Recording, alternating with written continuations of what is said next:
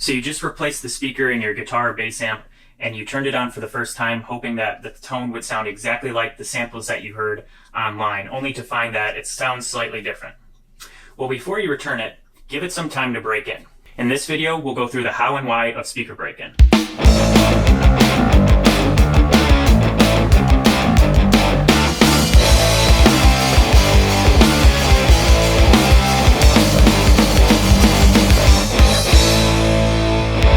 So it's very common for speakers to take anywhere from 20 to 40 hours to break in, and during this time, there'll be subtle changes in tone. Now, this isn't always the case because sometimes manufacturers will pre-break in their speakers before shipping them out. But I think it's safe to assume that most of the time there is going to be some subtle changes in tone as the speaker is being used. Now, you might be thinking, do I have to break in a speaker? Is there going to be some kind of damage if I don't? No, absolutely not. You do not need to break in your speaker. It will naturally break in as you use it. But some players or some audiophiles prefer to break in the speaker as soon as possible because they want to get to that sweet spot of sound sooner than later, because sometimes the speaker will sound a little hollow or a little harsh when you first play it until it breaks in. A lot of times a speaker will warm up as it's being broken in. To do this, you simply just need to accelerate the process by playing loud sounds through the speaker. You can do this with a variety of methods, but the easiest method, which I used, is just to play a loop and then have it running through the amplifier through the speaker for a long period of time. Now, you could try and mitigate the noise by placing the speaker on the ground like I did with pillows around it, kind of isolate the sound or any other sound deadening material. Or you can simply just leave the amp running when you leave for the day so that it could break in while you're gone. Now, some tips for doing this is it's better to use a solid state amp, which I did. I just used a bass amp actually because I don't have a solid state guitar amp. I chose to do that because I did not want to wear out the tubes in my tube amps, and I did not want to have overheating. Just like a simple small amplifier that is going to be a little bit more durable. The second tip is to play loud and clean riffs. The goal is to get the speaker moving as much as possible. And the best way to do that is by playing loud and clean sounds that are very bass heavy. If you're playing guitar, I would switch it to the neck pickup and play full chords. That's going to give you the most full frequency response, and it's going to move the speaker more frequently. Now, a tip that most of you might know to get a very clean sound is to turn your amp all the way up and then just use the gain knob as a volume and just get it as clean as possible. But my third tip for breaking in a guitar speaker also goes off of the motivation to move the speaker as much as possible, and that is to crank your bass and mid EQ if your amp has one. So you want to have a lot of bass frequencies going through the guitar speaker or bass speaker because that is what's going to move the woofer as much as possible. Treble is going to have a lot less of an impact on the speaker break-in. So those are the tips on how to break in speakers and why you would. Now let's listen to how much of a difference it actually makes. So I went ahead and bought a new guitar speaker and recorded a sound sample of what it sounded like before, and then played about 25 hours of looped clean guitar through the speaker using a solid state amplifier to go ahead and break in the guitar speaker. And then after that was done, I recorded the same exact loop that actually was being looped through it. So there was no change at all, same exact microphones, and I went ahead and recorded it again of what it sounded like after the speaker break-in.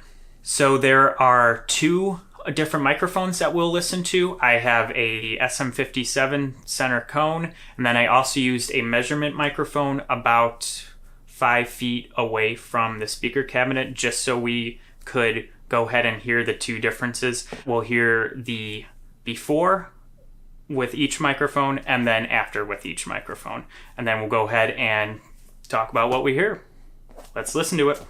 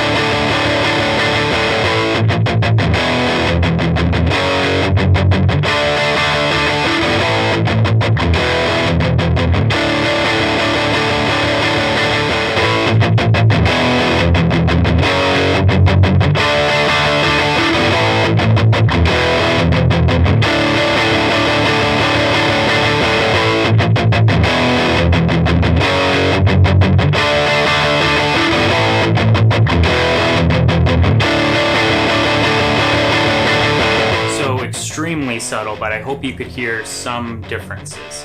I think the most noticeable one was the distortion with the SM57 center cone. I think that was the most obvious difference between all of the different samples.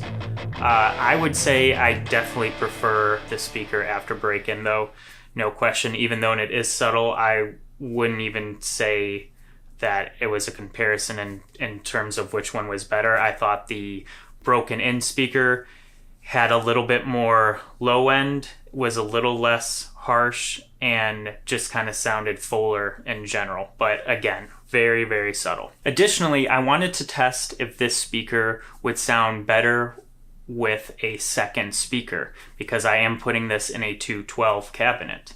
Now, I should have mentioned this before. The speaker is a Celestion speaker. It is 100 watts, and I'm pairing it with a Jensen speaker that's also 100 watts, and they both have the very, very similar sensitivity. I figured why not just throw that in as well. I did a lot more comparisons with other speakers in this cabinet that you can go ahead and listen to in this other video, which I could have linked up here or in the description, so you can compare how this speaker sounds with the other 3 speakers that I have put in this cabinet to test out.